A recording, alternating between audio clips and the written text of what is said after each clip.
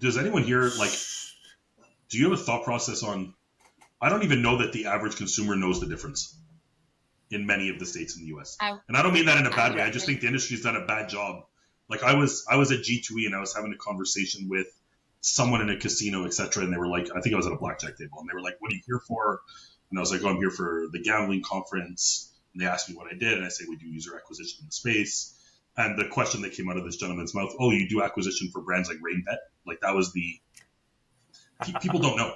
Like I think the average consumer does not know the difference, and that maybe I'll change my answer a little bit. I think we have struggled as an industry to be able to clearly delineate what is regulated and what is not regulated, and I think that requires operators coming together as a group and fighting that. And I mean that hasn't happened. Yeah, so let me give you two horror stories coming since Halloween. We don't promote RainBet. Let me make that clear. We only promote regulated. No. We in Warsaw we hosted an award ceremony where we were giving out awards for operators and B2B providers.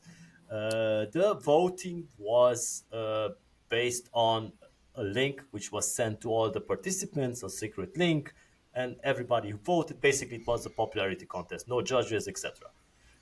Among the shortlisted companies was a blacklisted company, which was blacklisted about 60 times in that jurisdiction in which we were being located, and they actually won the best customer support as an operator because of their popularity. So coming back to what you said, this is something very interesting that that people don't discriminate, and even in the industry, they don't care about it sometimes. Second horror story is about regulation, and I will not name the jurisdiction because people will actually start Googling it and know which jurisdiction is about, which has two tiers of taxing the player for their winnings.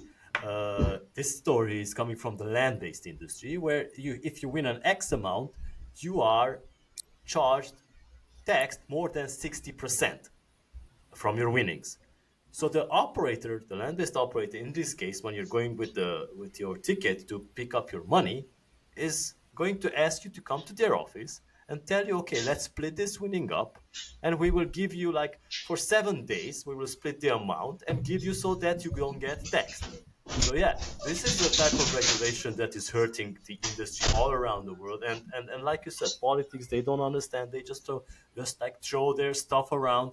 And the black market is growing and growing. And coming from Europe, I can tell you that here, it's even massively growing than it does in North America, because probably people are more responsible there.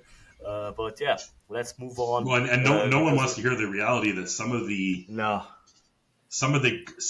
the regulation that's guised in RG is actually allowing the black market. Like, I think we need to be a little bit careful of how we manage responsible gaming to not push more people to the black market, because at the end of the day, what that might be helping with people in the regulated market to some degree, if you're pushing 50% of those people to the black markets, you are actually not doing anything good for responsible gaming at a whole, right? Like, your individual stats as an operator or as a licensed geo might look good,